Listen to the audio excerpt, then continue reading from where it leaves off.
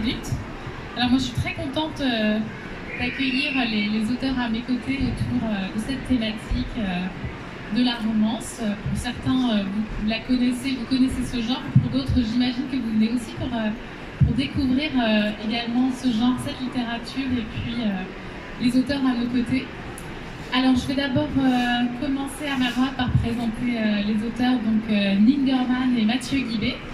Je vais juste remontrer le dernier livre donc, paru chez Albin Michel, Ashes Falling for the Sky. Excusez-moi pour mon anglais, n'hésitez pas à me reprendre.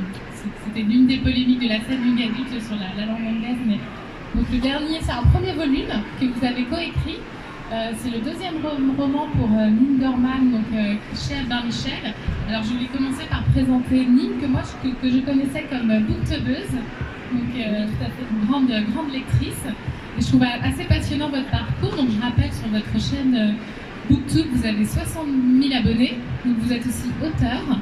Vous avez commencé à écrire très jeune, après la lecture de L'Herbe Bleue, notamment. Moi, c'était aussi adolescente, un titre qui m'avait beaucoup marqué.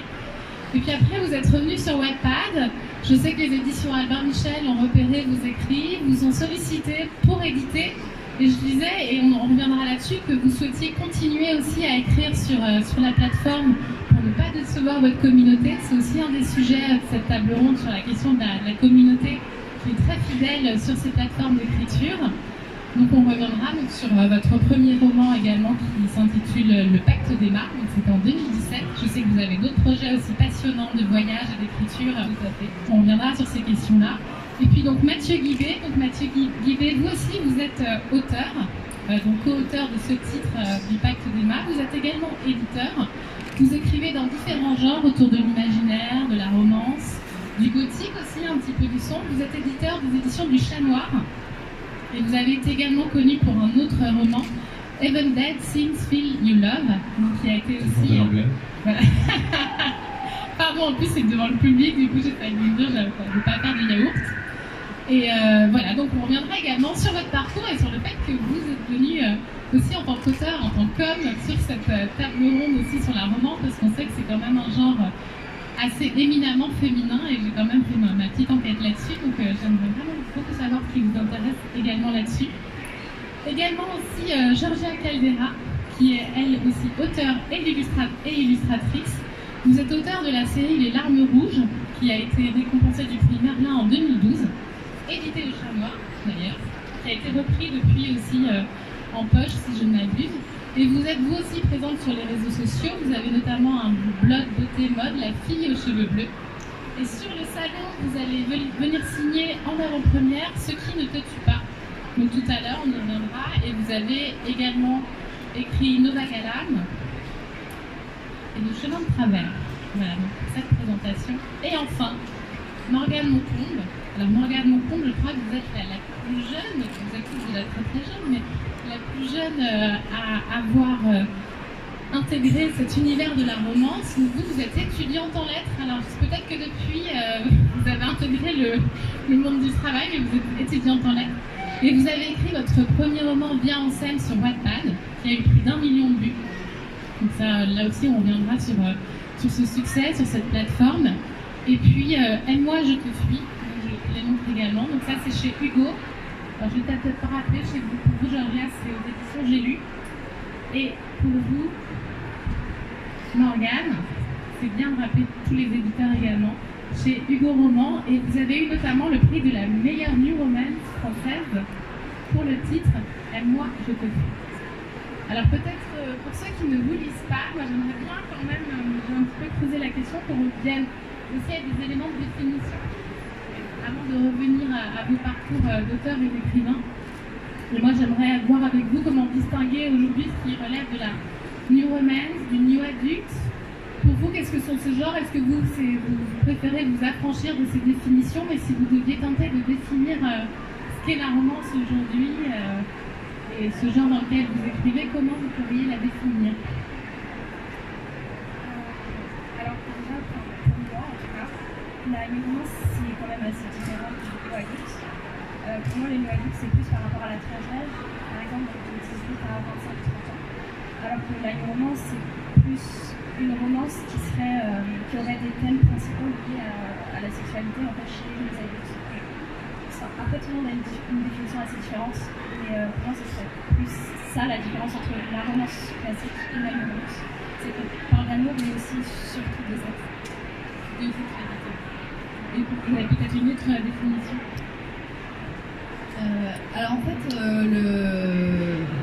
le new adulte, à proprement parler, c'est de la romance contemporaine tout simplement, mais rajeunie en quelque sorte. C'est-à-dire que les personnages vont avoir entre 18 et 25 ans et vont pas être tout à fait encore intégrés à la vie adulte. En fait, ça parle de jeunes qui quittent le lycée, rentrent dans les études et qui sont justement, ça permet d'aborder des thèmes tels que effectivement la découverte de la sexualité, les premières vraies relations, l'indépendance prise vis-à-vis des parents.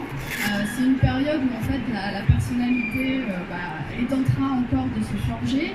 Ça permet aussi de traiter d'un point de vue psychologique tous les traumas liés à l'enfance qui à ce moment-là vont avoir besoin d'être soit résolus, soit vont être exacerbés. Donc c'est une période qui est charnière et qui est très intéressante à traiter en romance contemporaine.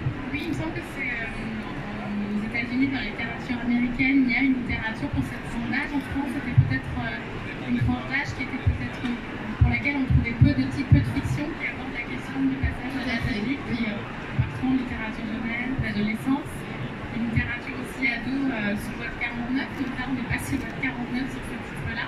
Ça permet d'aborder, vous pensez, justement la sexualité, le rapport au corps.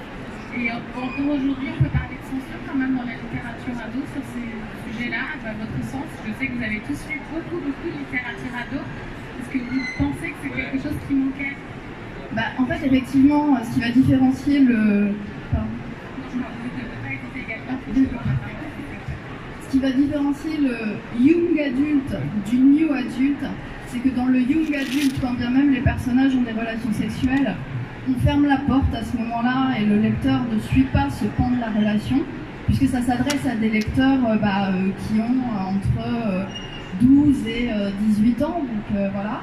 En revanche, le new adulte, même s'il a un public assez jeune, ne se prive pas, ne se censure pas, et on suit les personnages jusque dans la chambre, et ça fait partie de ce qui va être traité dans la relation, parce que c'est quand même aussi un pan très important en fait d'une relation. Voilà.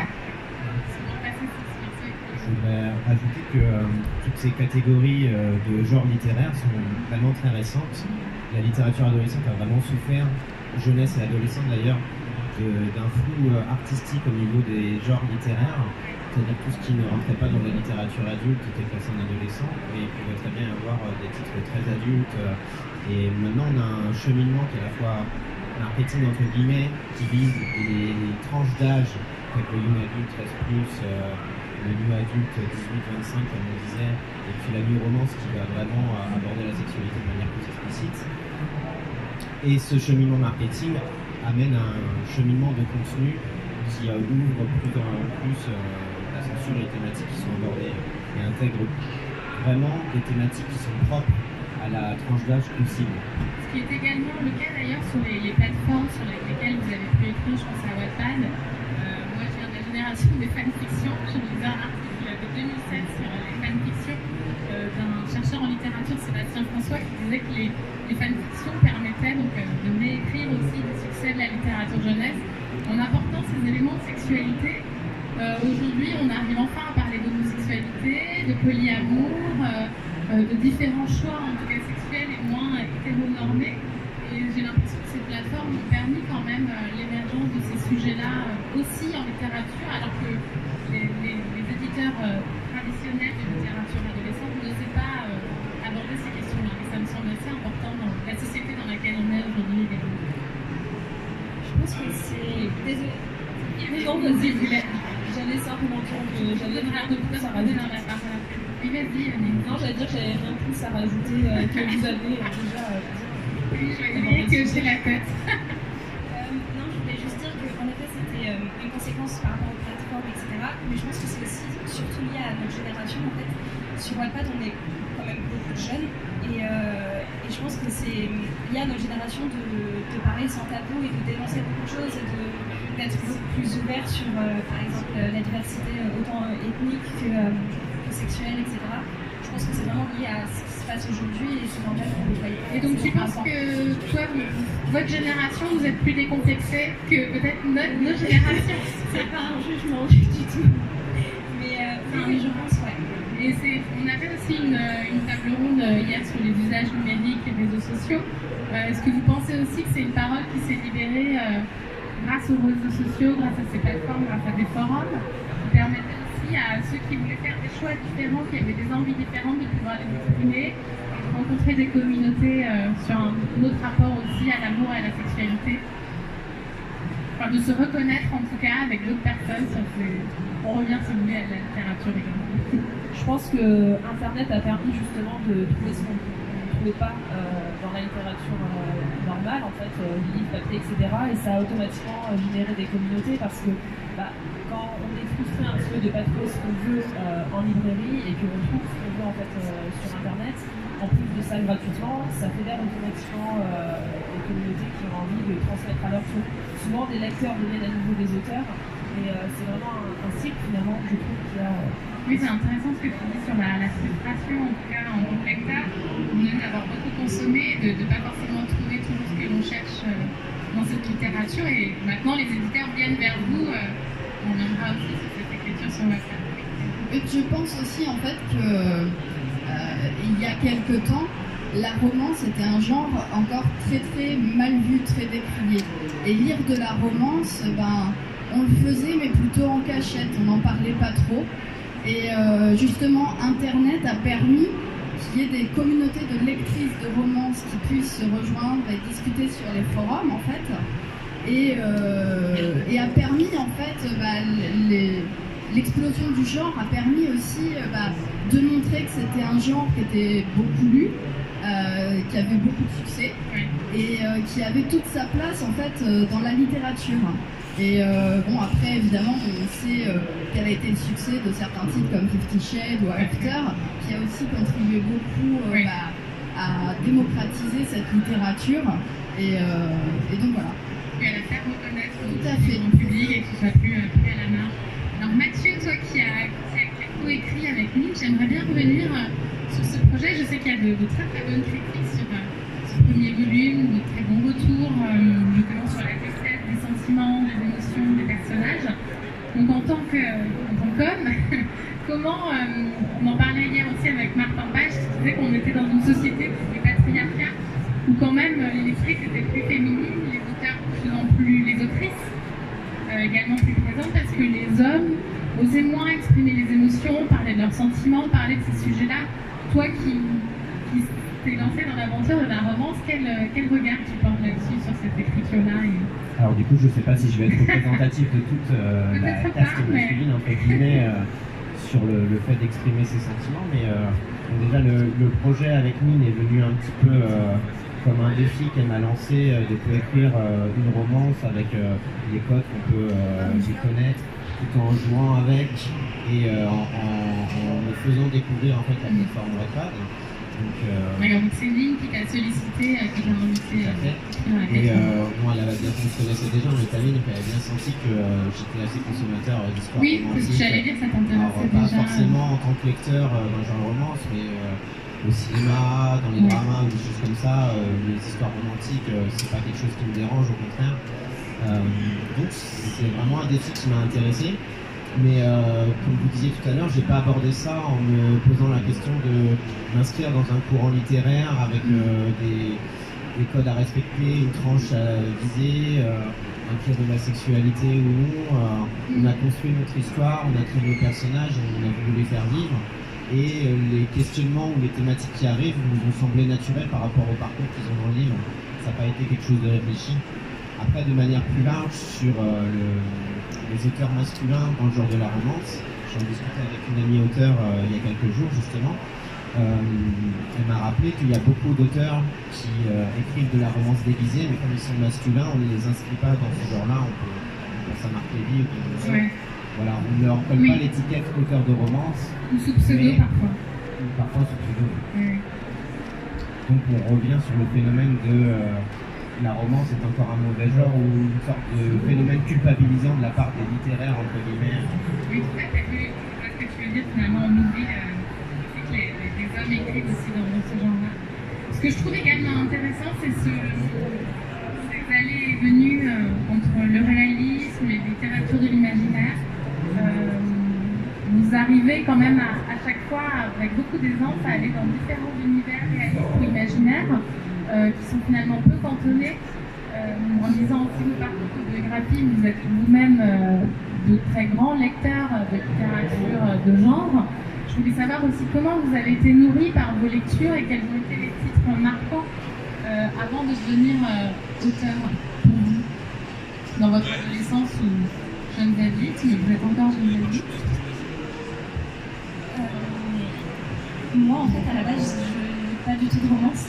C'est assez ironique. Moi, à la base, je lis beaucoup de fantasy, donc c'est totalement différent. J'ai commencé à vraiment lire à 12 ans et j'écrivais de la fantasy, donc pas du tout de la romance. J'ai commencé que assez tard, vers 17 ans. Donc du coup, mais même encore aujourd'hui, j'écris plus que de la romance maintenant, mais je lis pas vraiment de romance. Et donc ça m'influence pas trop. Mais quand j'étais jeune, je lisais beaucoup de Meg Cabot par exemple. Ouais. C'était drôle, frais, pas trop prétentieux. Oui, c'est Hachette, Albin Michel. Voilà, c'est ça. Et plus récemment, Cookie Cooper, je pense que c'est une source assez sûre. Jennifer Trout, j'ai lu.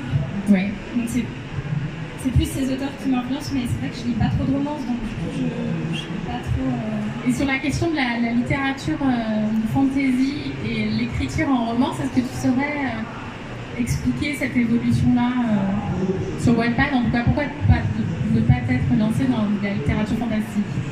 Alors, ça n'a absolument rien à voir en fait. Quand j'ai commencé sur Wattpad, j'avais peur de me faire plagier et je voulais pas me faire plagier de fantasy parce que c'était beaucoup plus. Voilà, c'était tout un monde que j'avais créé et je voulais vraiment pas qu'on me pique. D'accord. Et c'est à ce moment-là où voilà, c'était le phénomène after, etc. Et je me suis dit, bon, je vais me lancer. Et j'ai jamais arrêté. Tout simplement. Donc toi, Lynn, il me semble que c'est aussi ton cas, tu arrives à aller dans différents genres entre réalisme, imaginaire, et tu peux dire d'où vient cette facilité, parce que ça n'est pas forcément évident. Je sais que tu es également une énorme lectrice, une très grande lectrice de littérature young adulte, adolescente. Est-ce que tu peux expliquer cette facilité à aller entre les genres? Alors, je lis pas énormément de romances, enfin je me suis mise à lire plus de romances quand j'ai commencé à écrire, mais j'étais plus dans le fantastique, la dystopie, la science-fiction. Mais mine de rien, en fait, même dans ces genres-là, il y a beaucoup de romances. En fait, il y a toujours une romance, même si elle n'est pas majeure à l'histoire, il y a toujours deux personnages qui finissent par tomber amoureux. Et je pense que c'est ça qui est génial avec la romance, c'est qu'elle ne se cantonne pas finalement au contemporain. On peut trouver, par exemple, dans le papier des masses, c'est une romance fantastique. On peut doser, choisir est-ce qu'on va mettre beaucoup de fantastique ou pas beaucoup de fantastique. Et finalement, on est assez libre. Et c'est quelque chose qui m'a toujours beaucoup plu, de plus que je trouve personnellement que l'amour, c'est un petit peu un but dans la vie pour beaucoup de personnes, c'est de trouver la personne qui va nous compléter, qui va nous permettre également de s'accepter, de s'aimer soi-même. C'est même pas toujours aussi une question d'aimer l'autre, mais de s'aimer soi-même. L'amour est un sujet, je trouve, qui est toujours présent dans toute la littérature. Pas toujours en sujet principal, mais dans toute la littérature. Et dans la romance, on met juste ça en fait à l'honneur complètement. Et moi, ça me plaît de parler de sentiments, de parler des relations humaines. Et souvent, dans la romance, le plus important, c'est plus les personnages, plus que l'intrigue en elle-même. Et je trouve que c'est hyper intéressant de créer des personnages et de s'attacher à eux, de se dire qu'ils pouvaient être réels, exister. Ça a vraiment une dimension qui est différente de créer un univers. Mais je pense que j'aimerais bien aussi, comme toi, peut-être un jour créer un univers, parce que je pense que c'est pas la même chose. Ça doit demander des aspects un peu plus techniques quand même, plus de fiches. Moi, les personnages, une fois que je les imagine, c'est comme si c'était une personne que je connaîtrais en fait. Oui, tu joues ensuite sur le registre des émotions, l'imaginaire demanderait d'avoir. Mais après, l'univers en lui-même est connu, donc c'est plus facile de rentrer dedans, je pense. Un aspect psychologique, et toi? Alors moi j'ai commencé effectivement par le fantastique avec les larmes rouges, mais c'est vrai que ce qui est commun en fait à toutes mes histoires, c'est qu'on va retrouver systématiquement une romance qui tient une place cruciale parce que, voilà, comme tu l'as dit, pour moi aussi, l'amour, l'histoire d'amour va être vachement importante. Et ce qui me plaît, que ce soit dans un contexte fantasy ou contemporain, c'est vraiment de créer une alchimie entre deux personnages, d'avoir des backgrounds, des problématiques entre ces deux personnages et de développer ce rapport-là. Alors le fantastique permet d'inclure des problématiques qui vont être différentes parce que forcément on peut se permettre beaucoup plus de choses. En revanche, la romance contemporaine ou le new adulte plus spécifiquement, ça permet de s'attarder vraiment sur chaque aspect de la relation et de plus développer le côté psychologique en fait. Voilà. Oui, donc il y a vraiment la question des émotions, du relationnel, de la psychologie des personnages. Moi, j'ai aussi la question que je voulais vous poser, c'est que j'ai l'impression que c'est un univers, un genre, que ce soit du côté de la littérature et des communautés, avec une grande liberté. J'ai parlé d'auteurs un peu décomplexés, là où peut-être en littérature générale ou dans d'autres genres, il y a peut-être des postures. On sent aussi une grande liberté aussi avec les lecteurs, les lectrices. Est-ce que c'est quelque chose que vous ressentez, cette liberté-là? Est-ce quelque chose qui vous plaît également sur la possibilité de ne pas avoir de tabou et ça crée une liberté, des échanges beaucoup plus simples aussi avec des lecteurs, entre auteurs? Il y a peut-être des tabous encore dans la romance. Moi, je voulais donner un point de vue extérieur de quelqu'un qui lit pas beaucoup de romances, mais j'avais l'impression que c'était un petit peu l'inverse, qu'il y avait vraiment des codes à respecter. C'est-à-dire on a des bornes, des balises, que le lecteur fan de romance puisse retrouver ce qu'il aime dans ce genre, mais après forcément on peut avoir une certaine liberté autour de ces balises. Et justement, sur la question des tabous, est-ce que vous pensez qu'il y a encore des tabous dans ce genre-là? Alors, est-ce que vous-même, vous avez vos tabous, de propres tabous que vous ne pourriez pas aborder dans cette littérature? J'ai pas de tabou, non. Vraiment, justement, je pense qu'avec le développement du new adulte, on a vu aussi arriver des thématiques de plus en plus lourdes, notamment les violences parentales, la drogue, la dépendance à la drogue, le harcèlement scolaire, le harcèlement sexuel, le harcèlement sur Internet.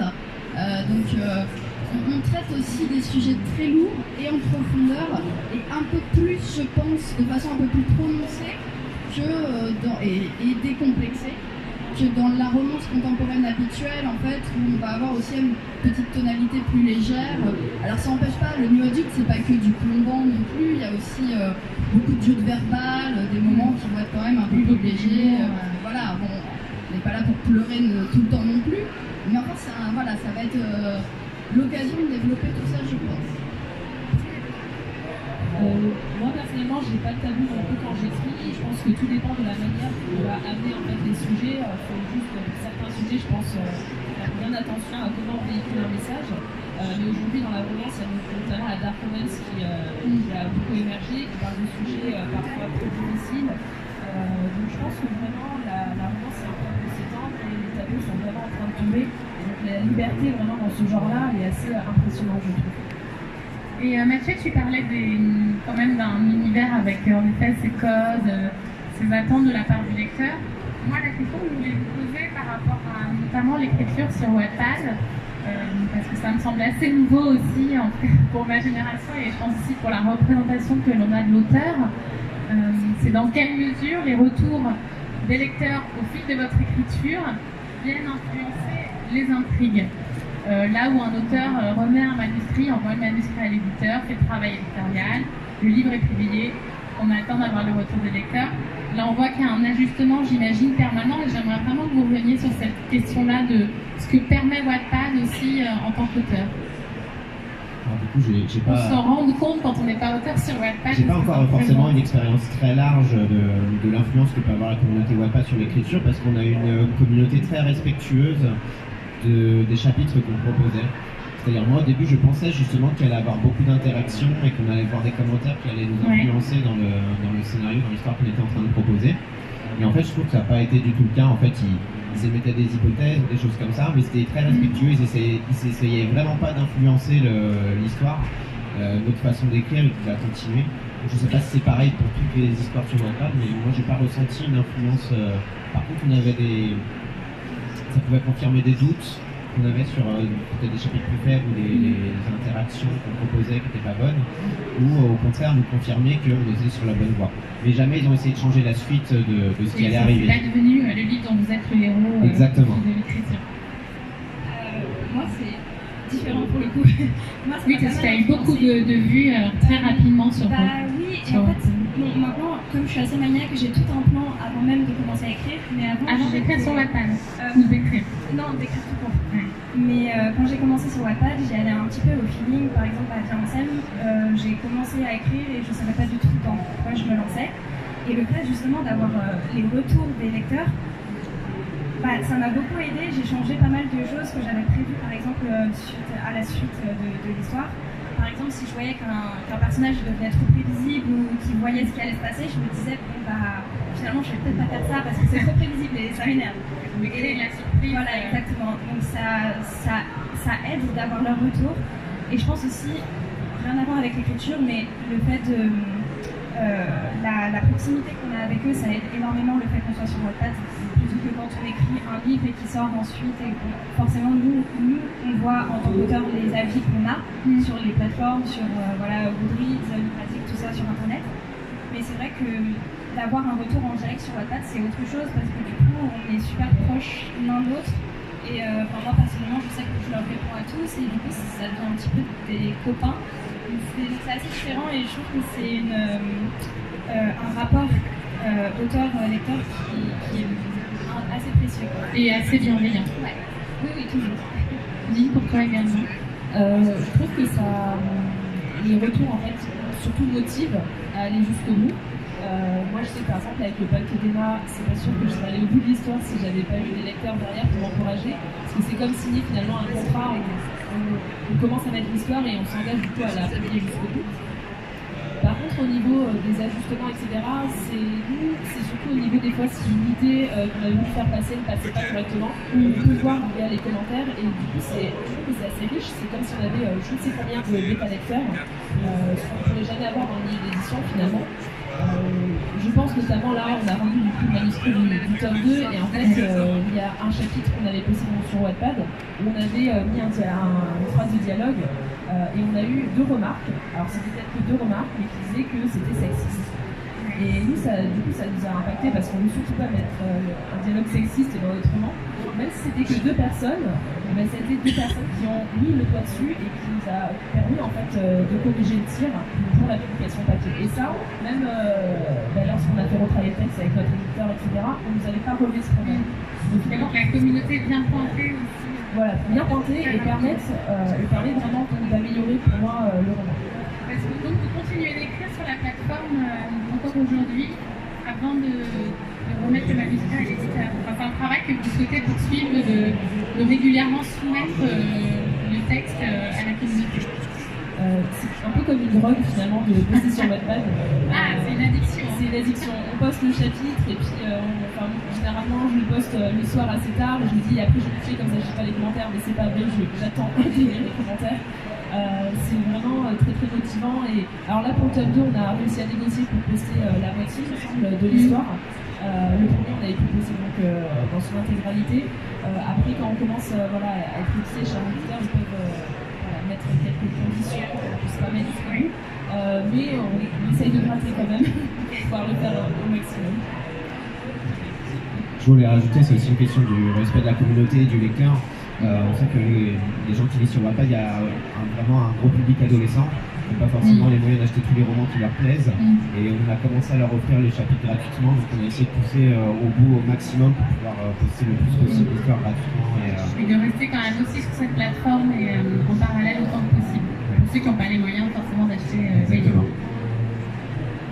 Mais surtout, je voudrais juste noter, c'est que pour moi, en fait, les lecteurs Wattpad n'ont pas empirisé les ventes. C'est vraiment 2 profils différents. Ceux qui vont vraiment aimer, qui vont avoir les moyens, ils vont aller acheter les livres papier. Il y a des personnes qui lisent sur Wattpad et qui resteront de toute façon toujours sur Wattpad. Donc finalement, de leur donner l'histoire dans son intégralité, ça ne changera pas énormément pour moi le nombre de ventes en fait.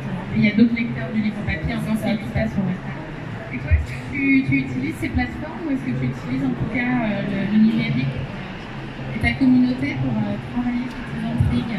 Alors, pas du tout. En fait, j'ai jamais été sur Wattpad. En revanche, je fais ce travail-là du coup à plus petite échelle, mais avec une équipe de bêta lectrices. Donc j'ai 4 bêta lectrices et à chaque fois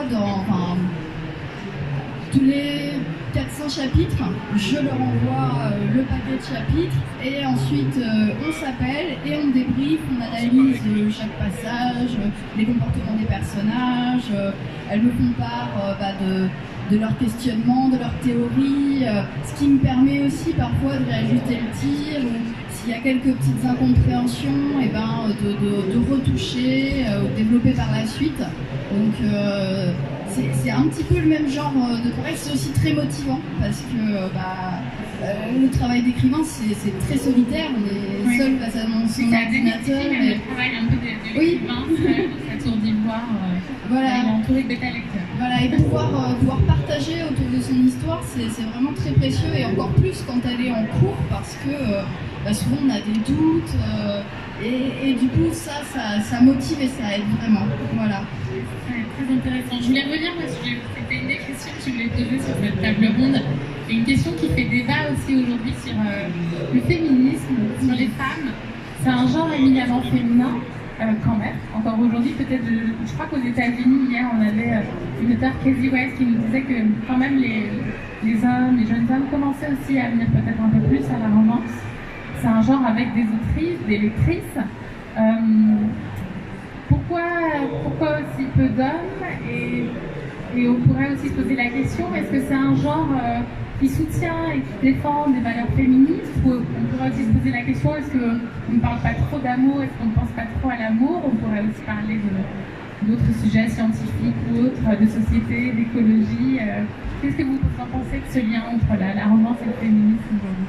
Alors je pense que la romance justement fait... et surtout la romance d'aujourd'hui, pour la plupart des titres, peut-être pas tous, mais enfin pour la plupart, fait la part belle au féminisme parce que déjà c'est un terrain extrêmement propice au débat, à la discussion et à faire avancer le sujet, puisque dans la romance, du moins hétérosexuelle, on parle de rapport homme-femme. Donc, par conséquent, évidemment, c'est là où on va traiter des questions telles que le harcèlement, parce que parfois, il y a certains héros qui peuvent être à la limite, et c'est là qu'on peut se poser des questions. On peut aussi aborder toutes les notions en fait, de consentement. Et puis moi par exemple, je m'emploie aussi à utiliser les deux voix, c'est-à-dire à la fois la voix du personnage féminin, oui, mais également celle du personnage masculin. Et ce que j'aime montrer en fait, c'est déconstruire tous les clichés, toutes les idées préconçues à propos du masculinisme, du fait que par exemple un homme éprouverait moins d'émotions qu'une femme, qui pourrait qui tergiverse moins, il l'exprime pas de la même manière, c'est tout, mais en vrai, on est tous pareils. Tout ça, c'est des constructions sociales en fait qui font que les hommes vont moins facilement parler d'émotions, vont plus se mettre en colère en fait, parce que c'est quelque chose qu'on leur a appris, que c'était comme ça qu'il fallait gérer leurs émotions. Et du coup, tout ça, c'est quelque chose que j'essaie d'expliquer et déconstruire en fait avec mes romans. Très bien. Et pour vous, quel regard, si vous avez un avis sur la question, vous pouvez aussi penser que la littérature n'a pas forcément abordé ce sujet? Je pense qu'il y a deux liens avec la romance et le féminisme. Il y a le contenu des romans, et Georgia, du coup, on a très bien parlé. Il y a aussi le rapport féministe des lectrices. Ouais. On a vu quand 50 Shades est sorti, il y a beaucoup de gens qui ont élevé les voix en disant c'est intolérable l'image de la femme.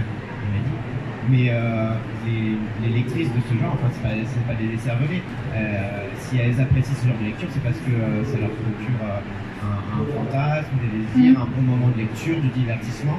Et le fait de leur pointer du doigt et de leur donner une sorte de culpabilité en disant vous ne devriez pas lire ça, l'image de la femme est réduite, je trouve que c'est complètement antiféministe d'essayer de contrôler leur lecture ou leur goût ou leur passion. Donc il y a aussi ce phénomène qui est aussi important, et je pense qu'il faut le souligner. Par contre, là où moi j'ai plus un problème entre guillemets, et on en parlait un petit peu au début, c'est que ça me semble anormal qu'une fille de 12, 13 ou 14 ans prenne 50 Shades et le lise et aille penser après que c'est la norme, que c'est romantique ou que c'est des relations saines. Et peut-être que les nouvelles catégories, les nouveaux labels qu'on donne qui définissent bien les âges vont peut-être aider à justement que le mauvais livre ne se retrouve pas entre les mauvaises mains. Et sur une question de maturité aussi de lectrice. Moi, je voulais revenir sur ce qui a été dit tout à l'heure.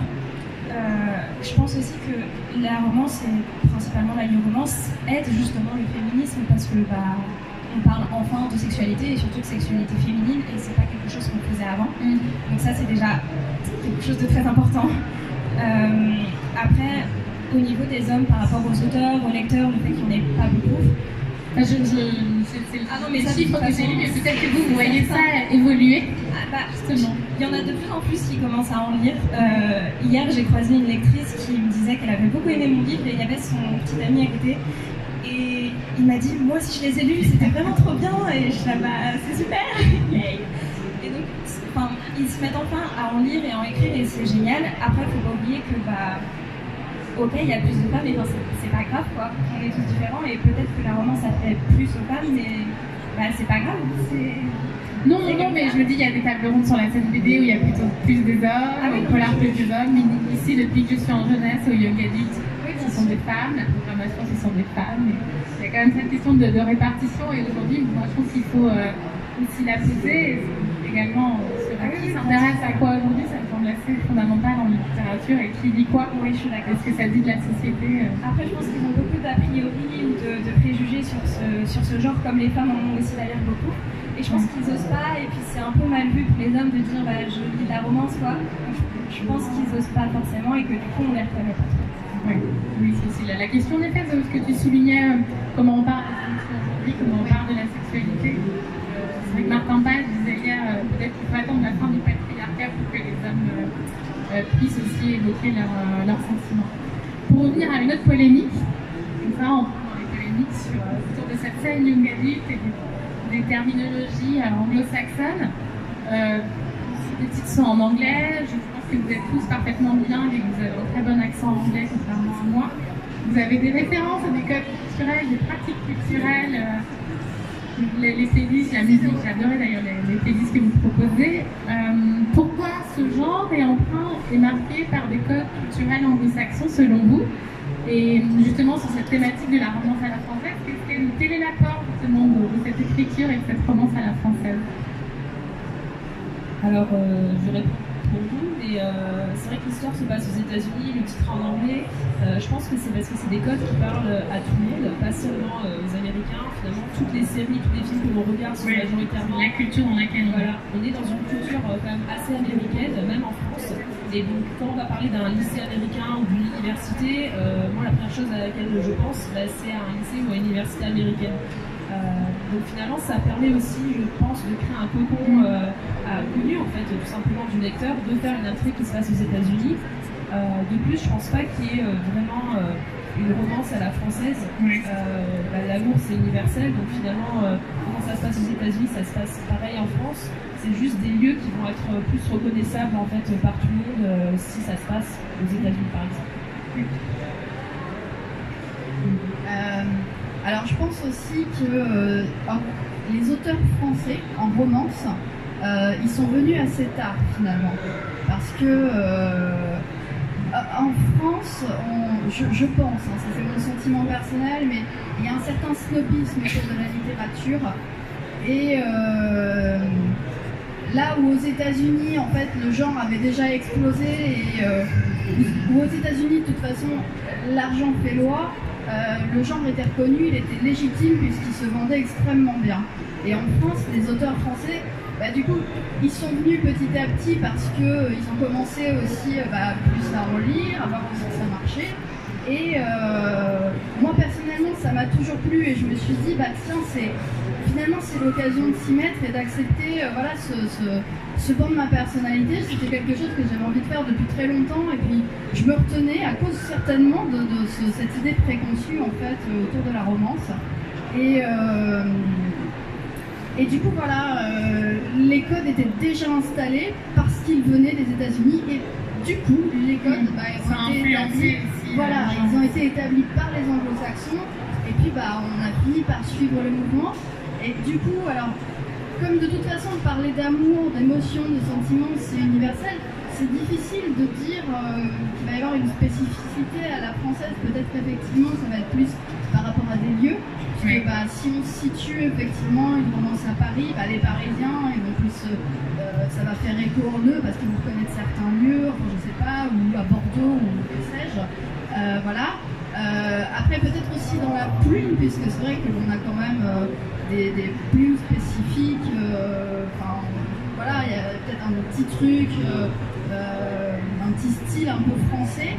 Mais au-delà de ça, voilà, je crois que ça tient vraiment à pas grand-chose. Est-ce que vous auriez pu aussi retrouver des références dans la romance, des romans d'amour et dans la littérature de genre, de romans d'amour à la française aussi? Ça aurait pu être quelque chose qui vous parle également dans vos références? Moi, mes références, elles sont beaucoup anglo-saxonnes en fait. Du coup, ça va être difficile de trouver ça. Et pour revenir sur cette communauté, donc en dehors de la communauté Wattpad, sur les salons, est-ce que vous allez beaucoup rencontrer vos lectrices et vos lecteurs? Et qu'est-ce qu'ils attendent? Comment cette communauté hors virtuelle vit également autour de vos livres? Est-ce que c'est là, est-ce qu'on revient après à des retours de lecteurs typiques d'autres genres, ou est-ce qu'il y a quand même une particularité de cette communauté?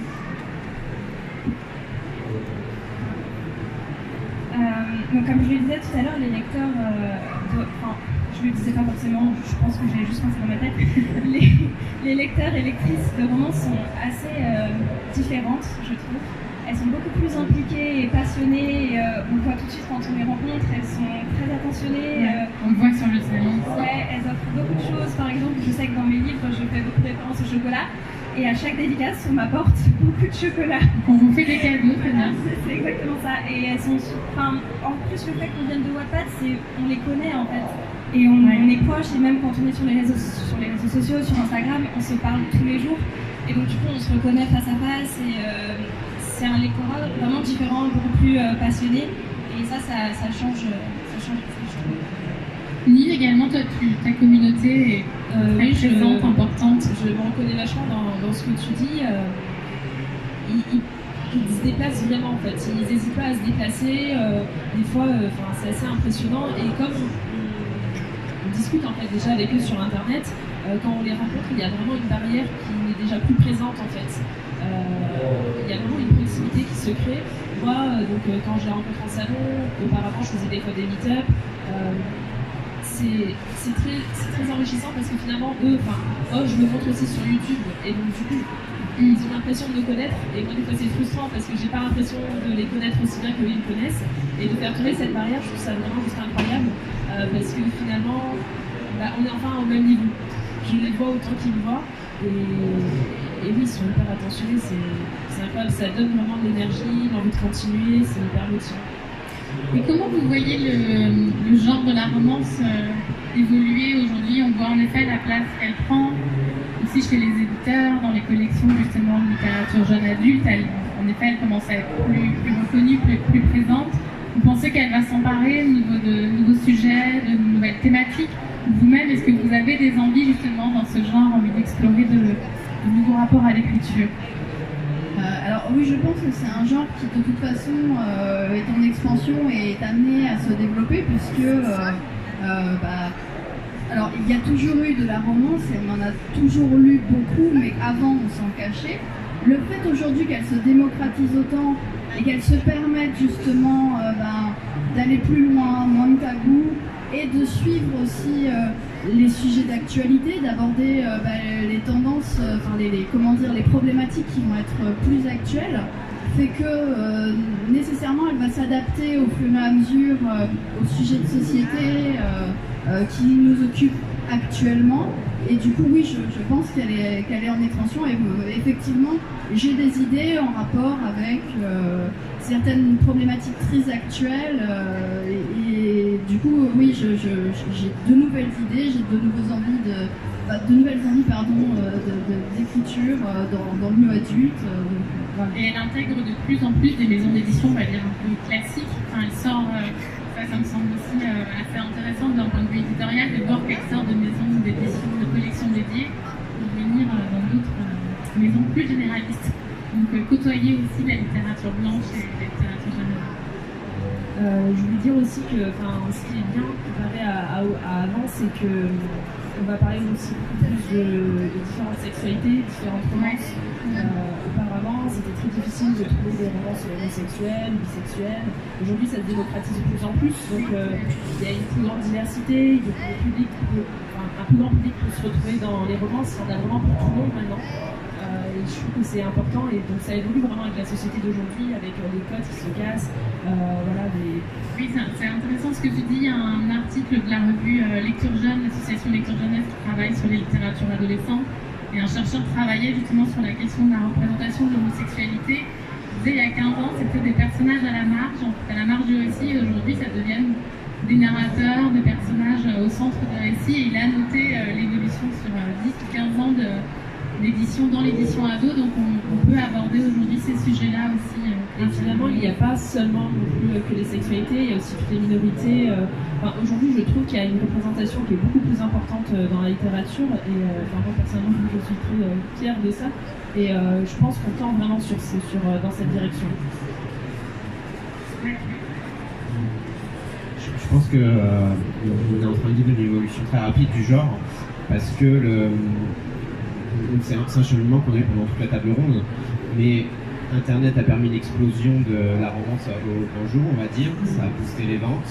Les ventes fait que les éditeurs sont intéressés pour s'ouvrir à plus de genres, de thématiques, que ce soit la sexualité, le rapport à la religion, les minorités, tout ça. Et donc, le fait que ça rapporte de l'argent, les éditeurs sont beaucoup plus tolérants sur ce qu'ils vont mettre. Je vais me faire l'avocat du diable, mais vous soulignez quand même l'importance de la communauté et de ses bêta-lecteurs dans vos romans. Si on suit un travail éditorial classique, là on voit quand même qu'il y a la question par rapport à votre éditeur de conserver la mise en ligne pour un public aussi qui ne va peut-être pas acheter le livre. Comment conserver quand même ce cœur de cette communauté par rapport à une publication classique, en tout cas de le défendre auprès des éditeurs, j'imagine qu'ils vous écoutent, pour continuer de conserver ces lecteurs sur ces plateformes avant la publication. Après, je pense que vu le nombre de quantités de titres de romances qui sortent, la quantité qui sont écrits via des plateformes en ligne sont très minoritaires. Je pense que la plupart des titres sortent via un parcours classique d'édition qui est très ouvert à ces genres-là, parce que c'est la chose qui marche en ce moment. En tout cas, c'est innovant. Ça dit aussi quelque chose de nouveau sur l'édition, sur l'auteur, sur la façon aussi de lire et sur ses bêta-lecteurs dans ce genre-là. Mais surtout, je pense qu'il faut, quand on voit des livres en fait, qui font plus d'1 million de lectures sur Wattpad et qui, quand même, une fois sortis en librairie, font des cartons au niveau des ventes, je pense que ça montre bien que le fait d'avoir déjà eu des lecteurs sur Wattpad ne va pas empêcher les ventes de papier. Et je pense qu'il y a assez de recul. Déjà, les Américains avaient déjà commencé à éditer des livres de Wattpad. Donc il y a du recul aujourd'hui pour se dire que non, de toute façon, ça vient élargir le lecteur. Ça vient élargir le lecteur de toute façon. Je voulais laisser un petit temps de questions pour la salle. J'aurais peut-être dû vous le dire au début. Si on peut je poursuis et je reprends. Oui, pardon, j'aurais dû le dire au début, c'est une erreur de ma part. Oui, je l'ai dit à Lucie, mais je ne l'ai pas mentionné. Sinon, je voulais continuer. Oui, mais en effet, c'est vrai qu'en préparant cette table ronde, pour être d'une autre génération, d'un autre milieu de l'édition, je trouvais ça extrêmement innovant. Votre rapport à l'écriture, je sais que Lynn également, toi tu as un autre projet, j'aimerais savoir s'il est toujours en cours de roman qui s'écrit pendant ton voyage. J'ai vu que tu voyageais beaucoup, quelle chance. Et j'aimerais bien que tu nous en dises un peu plus. Alors c'est toujours d'actualité, on est sur la fin de l'écriture, il nous reste 10 chapitres, donc pour resituer un petit peu, en fait je suis donc partie aux États-Unis en mars dernier avec ma co-autrice, donc Marie Aligno, et on est parti donc avec un caméraman et un photographe et Instagram. puisque via Instagram, les lecteurs pouvaient nous défier de réaliser les défis des personnages, puisqu'on va suivre en fait 5 adolescents qui font un road trip, le dernier road trip avant de se quitter tous pour l'université. Et donc c'est un peu des têtes brûlées, donc ils font un peu les 400 coups. Et donc on devait réaliser toutes les folies que les personnages pourraient faire. Et ça, c'était les lecteurs donc sur Internet qui nous défiaient de le faire. Et depuis, c'est toujours en cours. J'ai toujours un côté de mon crâne qui est rasé suite à cette aventure. Et donc ça va se concrétiser donc, par un livre avec des photos ou alors je ne sais pas s'il y aura des photos. En fait, les éditions Albin Michel ont signé le contrat avant qu'on parte aux États-Unis. Donc ils ont signé le projet. Donc là on est en train de terminer d'écrire. On ne sait pas quand est-ce qu'il sortira. Peut-être ça sera l'année prochaine. Il y aura aussi un documentaire qui sera mis en ligne. Mais voilà, on prend notre temps. Et vous avez prévu combien de volumes avec Mathieu sinon là je sais que le deuxième il n'y en aura que deux. Vous va mettre sur le deuxième. Et enfin j'ai une question un peu bateau. J'ai quand même bien posé après le féminisme. On est quand même sur cette scène jeune adulte. En effet, le salon aussi souhaite maintenir cette scène parce qu'elle dit quelque chose d'une littérature, d'un public, d'une entrée dans l'âge adulte. Qu'est-ce que vous pensez et quel regard vous portez sur la génération des jeunes adultes si vous en faites partie et ce qu'elle porte, son intérêt? Vous l'avez dit, en tout cas dans les lectures, dans les romans, un intérêt pour les relations amoureuses, les relations à l'autre, le relationnel, les questions d'identité sexuelle, les questions aussi autour des minorités. Quel regard vous portez aussi sur cette génération sur laquelle les autres projettent beaucoup également? Sur ses peurs ou ses attentes? Moi je pense qu'ils ont aujourd'hui beaucoup de chance. Il y a 10 ans, c'était une grande frustration, j'avais rien à lire en fait. Il y avait soit la littérature très jeunesse, soit la littérature adulte. Aujourd'hui ils ont beaucoup de choix. Il y a une très grande diversité, beaucoup de choix de titres. Et surtout, les ventes se portent bien. Donc ça montre que les adolescents lisent, contrairement à ce qu'on peut penser. Donc moi je suis assez fière justement de la génération adolescente d'aujourd'hui. Elle montre que la littérature n'est pas morte. Une littérature très vivante. Oui, et je voulais rajouter, parce qu'on parle souvent du rapport des jeunes à la lecture, mais pour justement avoir abordé le phénomène Wattpad, c'est aussi maintenant un rapport à l'écriture, c'est-à-dire non seulement les jeunes lisent, mais il y en a beaucoup qui écrivent sur cette plateforme. Et, oui, là aussi, de dire que les jeunes n'écrivent plus uniquement sur leur téléphone, c'est faux, ils écrivent énormément. C'est le numérique et Internet qui ont vraiment ouvert des frontières de manière très rapide. Après, je trouve que la nouvelle génération a eu accès peut-être à trop de choses d'un coup, et au niveau commercial ou culturel ou au niveau de la censure, tout n'était pas prêt derrière. On voit quand même, dans les histoires qui se mettent sur Wattpad, des choses comme ça, il y a quand même beaucoup de dérives qui sont assez dangereuses. Ah oui, donc, ils ne sont pas forcément identifiés par les gens de leur âge, moi ça me fait peur. J'ai une fille qui grandit, si à cet âge-là elle écrit sur deux choses, je me poserai des questions. Mais ça n'est pas, il n'y a pas de police Wattpad, de censure, c'est pas géré par les modérateurs. Enfin, je n'en ai pas vu. Mais finalement, c'est pas que sur Wattpad, aussi en librairie. Finalement, quand on regarde After, alors j'ai adoré After, je vais pas cracher dessus, mais finalement, il n'y a rien qui indique dessus que si on est à moins de 15-16 ans, limite. Et finalement, les parents, quand ils vont aller acheter un livre pour leur adolescent ou leur adolescent, on va leur demander After, ils vont acheter After, ils ne vont pas savoir en fait de quoi traite le sujet. Je pense qu'il manque aujourd'hui de code en fait sur les couvertures pour vraiment guider le lecteur dans ses achats.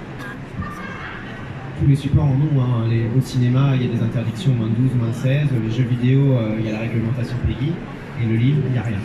Il n'y a aucune réglementation officielle.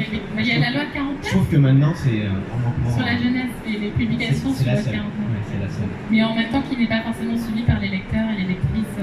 Et puis la jeunesse, ça va s'arrêter à 12-13+, moins de 12, et à 13+, il n'y a aucune obligation. Oui, donc tu soulèves une problématique aussi de cadre juridique aujourd'hui qui est absent peut-être sur les contenus sur les plateformes et aussi peut-être dans l'édition. Du coup, comme je disais, les nouveaux noms de genre vont peut-être aider un petit peu à aiguiller les parents, mais ils apparaissent tellement vite, ils changent tellement vite. Le consommateur qui s'y intéresse pas, il est complètement largué. Et le parent qui doit trouver un livre pour sa fille, des fois, il n'est pas très regardant. C'est bien, je vois que c'est toi qui as un peu rappelé le cadre, les limites par rapport au contenu. qu'est-ce que tu penses peut-être à la fois de cette question d'un cadre juridique sur ce qui est publié dans la romance C'est et vrai la que, génération en fait, il y a effectivement tellement de parutions, tellement de choix, et parfois même les libraires ne s'y retrouvent plus.